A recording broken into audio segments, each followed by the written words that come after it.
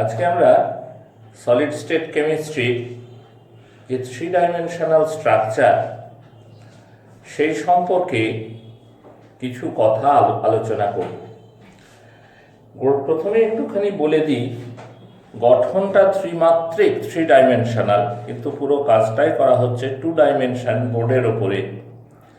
সুতরাং কিছুটা কল্পনা শক্তি এখানে প্রয়োজন। আমার আঁকার হাত তত ভালো নয়, আমি চেষ্টা করব বিষয়টা তোমাদেরকে বোঝানোর।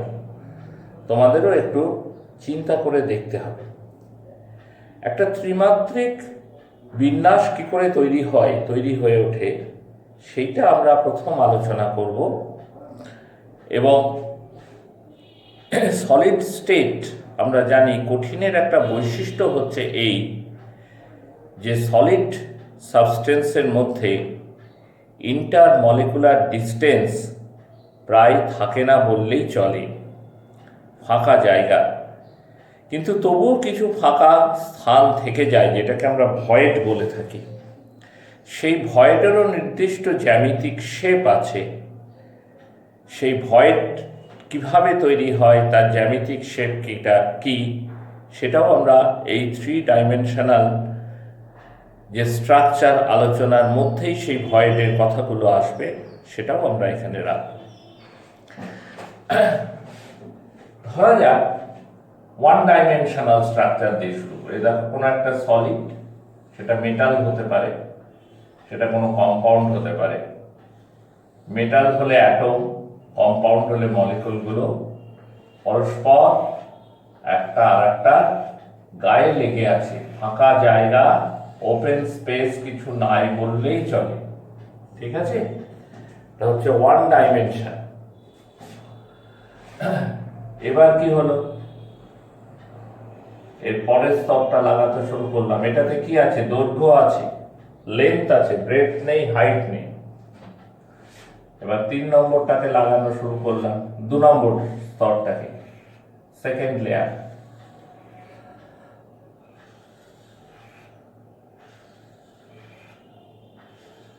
এইগুলো আঁকার সময় একটু ইউনিফর্ম হলে দেখতেও ভালো লাগে, বুঝতেও সুবিধা হয়।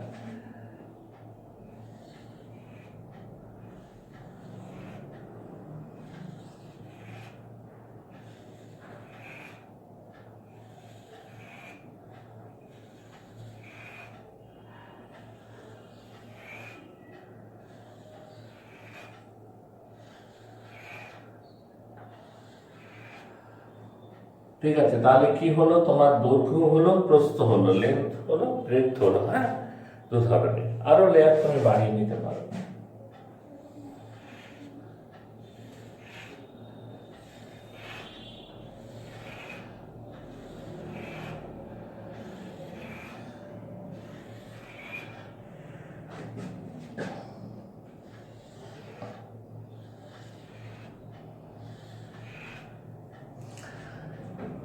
টু ডাইমেনশন হয়ে গেল। প্রথমটা একটা রেখেছিলাম, সেটা ছিল 1 ডাইমেনশনাল, এটা হয়ে গেল 2 ডাইমেনশনাল।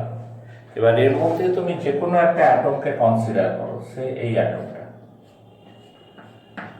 ঠিক আছে? এখানে আচ্ছা, এইটা দিলে ঠিক বোঝা মুশকিল হবে। ধরো এই অ্যাটমটার কথা তুমি ভাবো।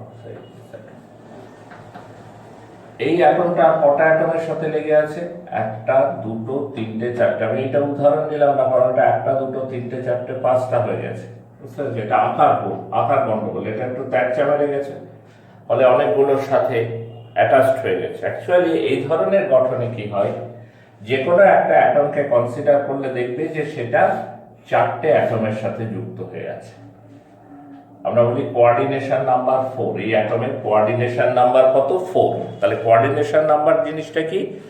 কোনো একটা অ্যাটম আর কতগুলো অ্যাটমের সাথে যুক্ত হয়ে থাকে, ডাইরেক্ট কন্ট্যাক্টে থাকে, সেটাই হচ্ছে তার কোঅর্ডিনেশন নাম্বার।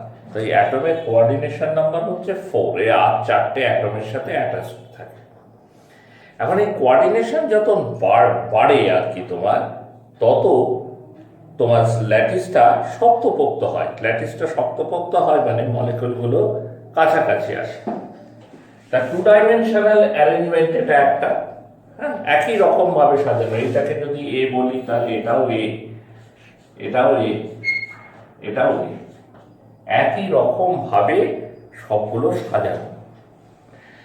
আর এক রকম করে সজ্জাটা মানে কি বলবো ওটাকে, তোমার অ্যারেঞ্জমেন্ট, ইংরেজিতে বললে বলে অ্যারেঞ্জমেন্ট গুলো অন্যরকমও হতে পারে। কিরকম দেখে,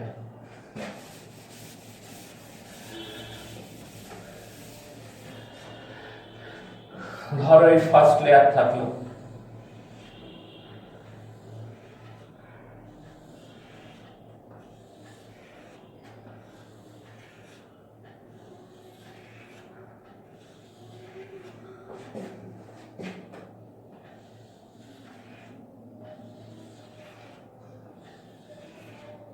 ঠিক আছে, ফার্স্ট লেয়ার থাকলো। সেকেন্ড লেয়ারটা ঠিক ফার্স্ট লেয়ারের মতো না হয়ে এরকম,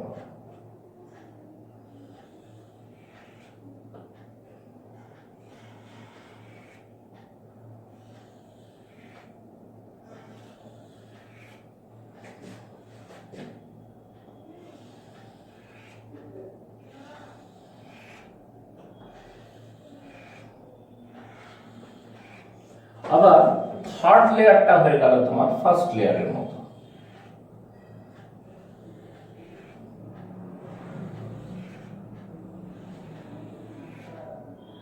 এই আঁকার গন্ডগোলের জন্য ছবিটা তোমার পরিষ্কার হচ্ছে না, এইটা একটা আমার খুব বড় দুর্বলতার জায়গা।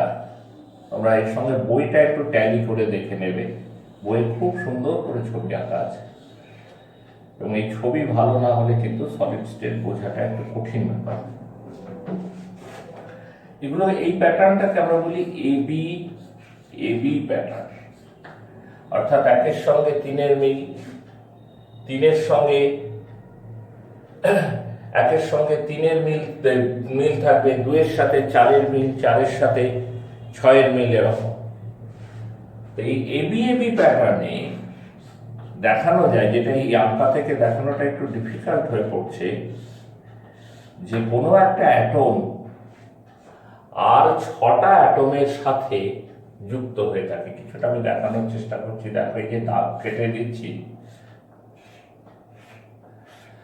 এই অ্যাটমটা দেখো 1 2 3 4 5 6 6টা অ্যাটমের সাথে যুক্ত হয়ে আছে। তার মানে কোঅর্ডিনেশন নাম্বার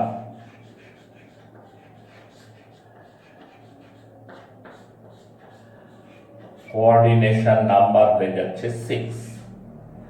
আরেকটার কোঅর্ডিনেশন নাম্বার কত ছিল? 4। এইরকম করে যদি প্যাটার্ন, অর্থাৎ সবগুলো লাইনই একই রকম, এই প্যাটার্নে যদি যেত তাহলে কোঅর্ডিনেশন নাম্বার হতো 4। এখন এবি এবি প্যাটার্নে সাজানোতে কোঅর্ডিনেশন নাম্বার হয়ে গেল 6। তাহলে অ্যাটমগুলো আরো ক্লোজলি প্যাকড হলো, তাই না? অ্যাটমগুলো আরো ক্লোজলি প্যাকড হলো, সলিড স্টেটের গঠনটা আরো শক্তপোক্ত হলো, এরকম এবি এবি করে সাজানো থাকে। এর ফলে যে ফাঁকা জায়গা তৈরি হলো, দুরকম ফাঁকা জায়গা তৈরি হয়। আমি তোমাদের দেখাচ্ছি, এই দেখো ছবিতে তোমরা দেখতে পাচ্ছ যে এই একটা ফাঁকা জায়গা, তাই না? এটা আর একটা ফাঁকা জায়গা, এটা একটা ফাঁকা জায়গা, এটা একটা ফাঁকা জায়গা। ফাঁকা জায়গাগুলো দেখতে হয় সোজা ট্রায়াঙ্গেল অথবা উল্টানো ট্রায়াঙ্গেল, হয় সোজাসুজি ট্রায়াঙ্গেল হবে অথবা উল্টানো ট্রায়াঙ্গেল হবে, 2 ডাইমেনশন অবধি। ঠিক আছে, এরপর তুমি 3 ডাইমেনশন করতে পারো। তার মানে এটা লেন্থ হলো, ব্রেথ হলো, এবার তুমি হাইট, অর্থাৎ এর ওপরে অ্যাটমগুলোকে বসাচ্ছ। ঠিক আছে কিনা? তো ঘটনা হচ্ছে যে অ্যাটমগুলো দুরকম ফাঁকা জায়গা দেখতে, এইটা একটা সোজা ত্রিভুজ, একটা ফাঁকা জায়গা, উল্টানো ত্রিভুজ, একটা ফাঁকা জায়গা। তুমি যদি এরপরে ওপরে ওপরে মানে ত্রিমাত্রিক গঠন শুরু হচ্ছে, ওপরে ওপরে যদি অ্যাটমগুলোকে বসাও এবং সেটা যদি এই টেট্রাহেড্রাল এই ট্রাইগোনাল ফাঁকের মধ্যে ওপরে গিয়ে বসে, অর্থাৎ এই ফাঁকাটার উপরে একটা অ্যাটম বসানো হলো, এই ফাঁকাটার উপরে একটা অ্যাটম বসানো হলো, তাহলে আগে গ্যাপটা কিরকম ছিল ভাবো? এই একটা গ্যাপ অ্যাটম, এই একটা অ্যাটম, এই একটা অ্যাটম, উল্টানো ত্রিভুজ হলে এইরকম, সোজা ত্রিভুজ হলে কিরকম, এই একটা অ্যাটম, এই একটা অ্যাটম, এই একটা অ্যাটম, আর একটা অ্যাটম হচ্ছে এর ঠিক ওপরে বসিয়েছো। হ্যাঁ, এটাই বোর্ডের ওপর, মানে বোর্ডের ওপরে উঠে আছে, ঠিক এই জায়গায় আর একটা অ্যাটম দিয়ে এগুলোকে যোগ দিলে, ঠিক এখানে একটা অ্যাটম বসিয়েছো, এগুলোকে তুমি যোগ দিলে একটা পিরামিডের মতো চতুস্তল, ঠিক পিরামিড বলবো না, টেট্রাহেড্রাল জায়গা তৈরি হবে। সেজন্য এই যে ভয়েড, এই যে ফাঁকা জায়গা, হ্যাঁ, এর উপর বসালে তো ফাঁকটা তো থেকেই যাবে, এই ফাঁকটা তো আর পূর্ণ হচ্ছে না, এর উপরে তুমি একটা বসাচ্ছ, ওই ফাঁকের ওপর তুমি একটা অ্যাটম বসাচ্ছ, তাহলে একটা ফাঁকা স্থান থেকে যাচ্ছে, কিন্তু ফাঁকা স্থানটা দ্বিমাত্রিক ফাঁকা স্থান পাচ্ছে না, সেটা তখন 3 ডাইমেনশনাল ভয়েড তৈরি করছে। এই ধরনের ভয়েডকে বলে টেট্রাহেড্রাল ভয়েড। এই ধরনের ভয়েডকে বলে টেট্রাহেড্রাল ভয়েড।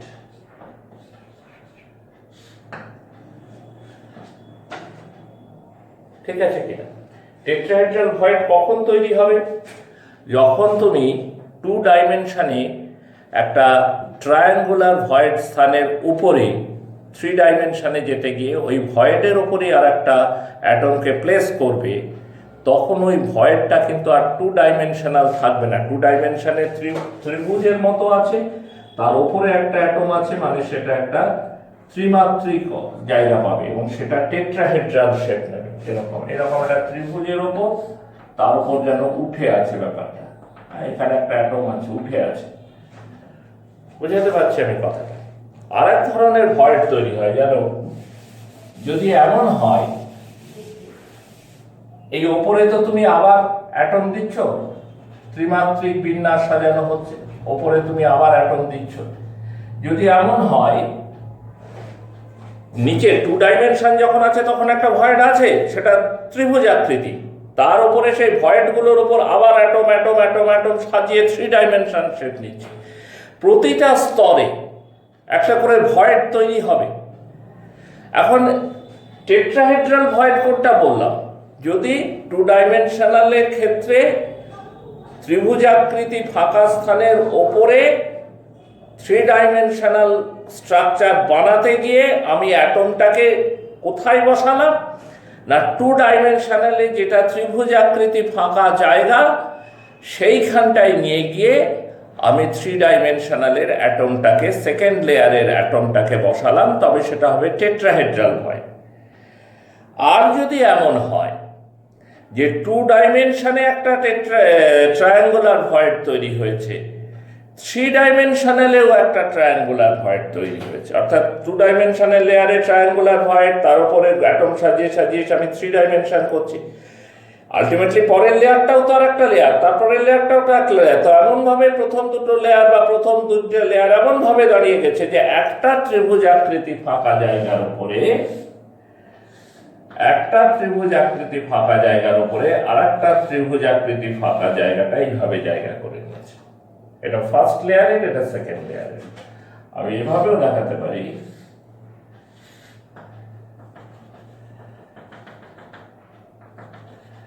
এরকম এই তলাটা ধরো ফার্স্ট লেয়ার, যেটা সেকেন্ড লেয়ার। ফার্স্ট লেয়ারের যে কি বলে ট্রায়াঙ্গুলার ভয়েড, আর সেকেন্ড লেয়ারের যে ট্রায়াঙ্গুলার ভয়েড, সেটা একটা আর একটার উপরে সে পড়েছে। তাহলে এইখানে যে ফাঁকা জায়গাটা তৈরি হবে সেটাকে অক্টাহেড্রাল ভয়েড বলে।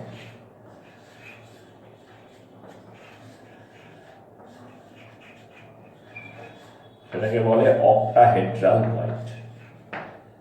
ঠিক আছে? কেন অক্টাহেড্রাল? তো বুঝতে হবে, পয়েন্টগুলোকে যদি তুমি যোগ করে দাও তাহলে একটা অক্টাহেড্রাল তো তোমরা ইনঅর্গানিকে করেছো।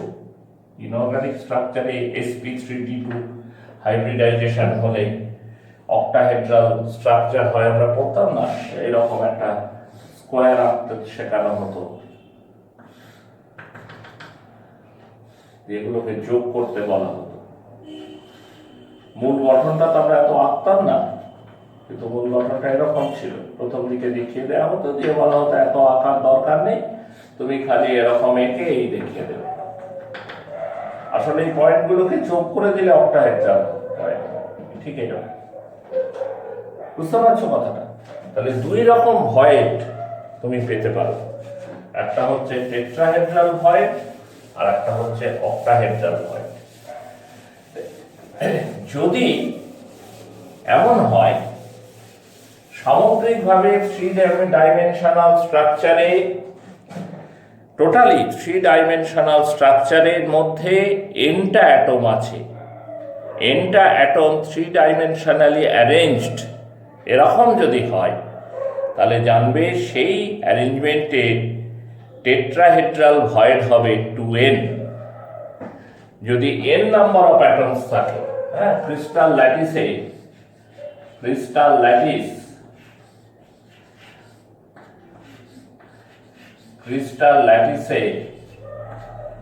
থ্রি ডাইমেনশনাল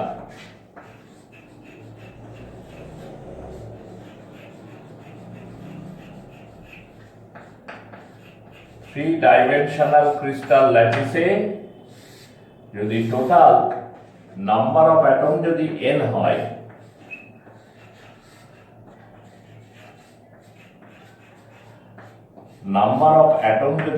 হয়, তাহলে জানবে টেট্রাহেড্রাল ভয়েড হবে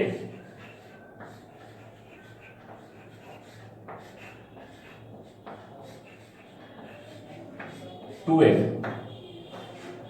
টেট্রাহেড্রাল ভয়েডস হবে 2n। আর যদি অক্টাহেড্রাল ভয়েড খুঁজতে যাও, অক্টাহেড্রাল ভয়েড হচ্ছে সোজা যতগুলো অ্যাটম ততগুলোই অক্টাহেড্রাল ভয়েড হয়। আচ্ছা, নাম্বার অফ অ্যাটম যদি n হয়, যেটা আছে, তাহলে অক্টাহেড্রাল ভয়েড হবে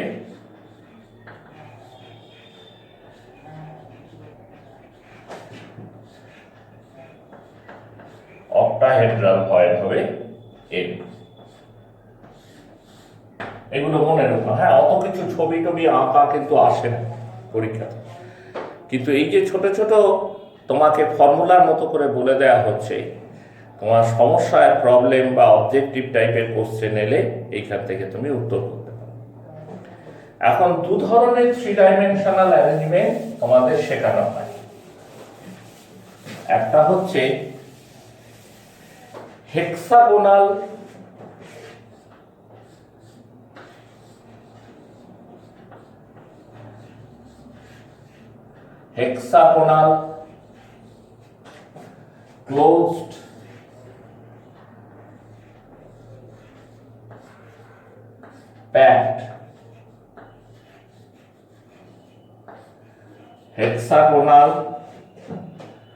closed packed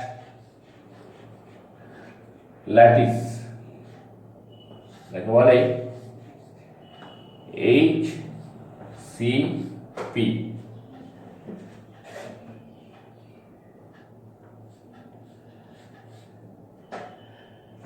আর একটা হচ্ছে সিসিপি বলে, cubicle closed packed lattice.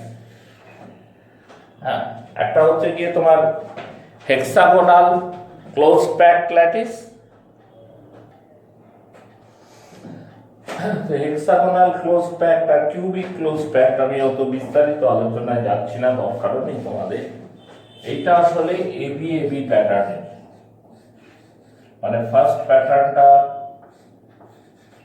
Third প্যাটার্নে ফেরত, থার্ড লেয়ারে ফেরত আসে, ফোর্থটা সেকেন্ড লেয়ার। এটা কি করে তৈরি হয় না, প্রথম যে লেয়ারটা তৈরি হলো তার তো কিছু তোমার ওই ত্রিভুজ আকৃতি ফাঁকা জায়গা থাকবে, ওই ট্রায়াঙ্গুলার যে ভয়েড স্পেস, তার উপর আবার এক্সট্রা করে অ্যাটম বসিয়ে সেকেন্ড লেয়ারটা যদি বানানো যায়, তাহলে পরে এই ধরনের জিনিস তৈরি হয়।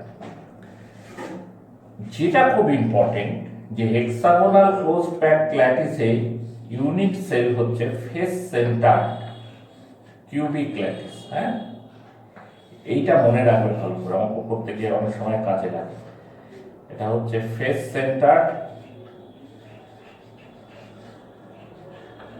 Centre cubic lattice. হ্যাঁ, এফসিসি, আমি একটু সংক্ষেপে লিখে দিই, FCC, face centre cubic lattice, FCC. আর কিউব সিসিপি যেটা থ্রি ডাইমেনশনাল অ্যারেঞ্জমেন্ট, সেটাকে আমরা এইভাবে লিখি A B C A B C A B C, এরকম। মানে ফার্স্ট প্যাটার্নটা ফেরত আসে ফোর্থ প্যাটার্নে, সেকেন্ডটা ফিফথ, এরকম। এবং এখানেও ইউনিট সেল হচ্ছে, FCC, face centre cubic lattice. এখানেও ইউনিট সেল হচ্ছে FCC, face centre cubic lattice. ঠিক আছে কিনা? এই কথাগুলো মনে রাখবে, কারণ তোমাকে বললো একটা অঙ্কের মধ্যেই, তোমাদের এক্সারসাইজে অঙ্ক দেওয়া থাকে, দেখবে যে একটা থ্রি ডাইমেনশনাল অ্যারেঞ্জমেন্ট হচ্ছে হেক্সাগোনাল ক্লোজ প্যাকড ল্যাটিস, এইচসিপি, দিয়ে তার ডেনসিটি বের করতে দিলে। এবার ডেনসিটির ফর্মুলা কি? রো বের করতে গেলে তোমাকে দেখবে জেড জানতে হয়, Z into M by N into a cube. তো এবার জেড তুমি জানতে পারবে কি করে? ইউনিট সেলের নেচার থেকে। জেড মানে কি? Number of effective atom present in a unit সেল। তাই ইউনিট সেলটা কেমন যদি জানা না থাকে, সিম্পল কিউব হলে 1 হয়, বডি সেন্টার হলে 2 হয়, ফেস সেন্টার হলে 4 হয়, এন্ড সেন্টার হলে 2 হয়। তো ইউনিট সেলটা যদি জানা না থাকে, তাহলে তুমি জেডের ভ্যালুটা বসাতে পারবে না। তো এখানে ইউনিট সেলটা তোমাকে বলে দেওয়া হলো, এইচসিপি হলেও এফসিসি হয় ইউনিট সেল, আবার সিসিপি হলেও এফসিসি হয় ইউনিট সেল। তাহলে তুমি সেক্ষেত্রে এফসিসি বলে দেওয়া নেই, বলে দেওয়া হয়েছে ত্রিমাত্রিক বিন্যাসটা, থ্রি ডাইমেনশনাল অ্যারেঞ্জমেন্টটা এইচসিপি। সেখানে তুমি খুব স্বচ্ছন্দেই লিখে দিতে পারবে, যেহেতু থ্রি ডাইমেনশনাল অ্যারেঞ্জমেন্ট হচ্ছে এইচসিপি, তাই ইউনিট সেল হচ্ছে এফসিসি। ঠিক আছে? এফসিসি হলে জেডের ভ্যালু 4 বসাতে হবে। তো এইরকম আর কি।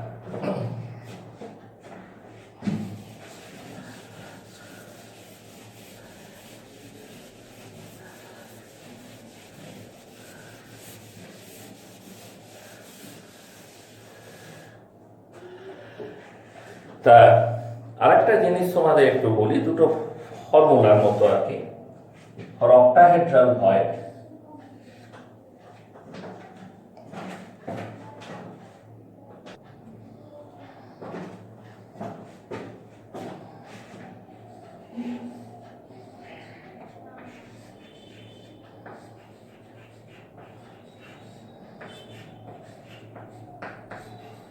অক্টাহেড্রাল ভয়েডের ক্ষেত্রে আর ইকুয়াল টু আমরা বলি 0.414 ইন্টু আর,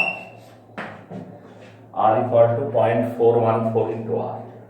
এই আরটা কি? এই আরটা হচ্ছে রেডিয়াস। কার রেডিয়াস? ওই যে অক্টাহেড্রাল ভয়েড যেটা তৈরি হলো, সেই ভয়েডের মধ্যে তুমি ম্যাক্সিমাম বড় যে অ্যাটমটাকে রাখতে পারবে। একটা ভয়েড তো একটা ফাঁকা জায়গা তৈরি হলো, তাহলে সেখানে তুমি যদি একটা অ্যাটমকে প্লেস করতে পারো, নট নেসেসারিলি সেই কম্পাউন্ডেরই অ্যাটম হতে হবে, বা সেই এলিমেন্টেরই অ্যাটম হতে হবে, বা কম্পাউন্ডের মলিকুল হতে হবে। একটা পার্টিকেলকে তুমি যদি ওখানে প্লেস করো, সেই পার্টিকেলের রেডিয়াসটা যদি আর হয়, তাহলে ওই কেলাসটা তৈরি হয়েছে যে যে অ্যাটম দিয়ে, তার রেডিয়াস হচ্ছে বড় হাতের আর। কেলাসটা তো কিছু একটা সিলভারের কেলাস, জিঙ্কের কেলাস, তাহলে জিঙ্কের অ্যাটম বা সিলভারের অ্যাটম, তার রেডিয়াসকে যদি আর ধরি, আর ওই অক্টাহেড্রাল ভয়েডের মধ্যে যদি আমি যে একটা ছোট অ্যাটমকে প্লেস করতে পারছি, তার রেডিয়াসটাকে যদি স্মল আর ধরি, তাহলে স্মল আর ইকুয়াল টু 0.414 ইন্টু ক্যাপিটাল আর। আর এটাই যদি টেট্রাহেড্রাল ভয়েড হয়, if it is tetrahedral void,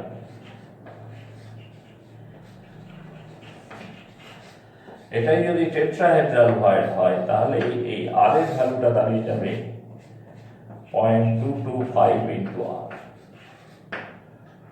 ঠিক আছে? অর্থাৎ টেট্রাহেড্রাল ভয়েডে তুমি একটা ছোট পার্টিকেল যদি রাখতে পারো, ম্যাক্সিমাম বড় ছোট পার্টিকেল রাখতে পারো, তার রেডিয়াসটা যদি ছোট হাতের আর হয়, তাহলে that is equal to 0.225 into বড় হাতের আর। হ্যাঁ, আজকে ক্লাসটা আমরা এই পর্যন্তই রাখছি। এর পরের ক্লাসে আমরা সলিডের গঠনেরও কিছু কিছু ড্রব্যাক, লিমিটেশন বলবো না, ডিফেক্ট দেখা যায়। হ্যাঁ, সলিডগুলো তো একদম সাজানো, নির্দিষ্ট জ্যামিতিক আকার আছে, বারবার প্রথম ক্লাস থেকে বলা হচ্ছে, তবুও তাদের এই গঠনের মধ্যেও কিছু কিছু ত্রুটি থাকে। সেই ত্রুটি সব আমাদের পড়ার নেই হাই সেকেন্ডারি লেভেলে, তার একটা অংশকে আমরা এর পরের ক্লাসে ডিসকাস করব। আজকে এই পর্যন্ত।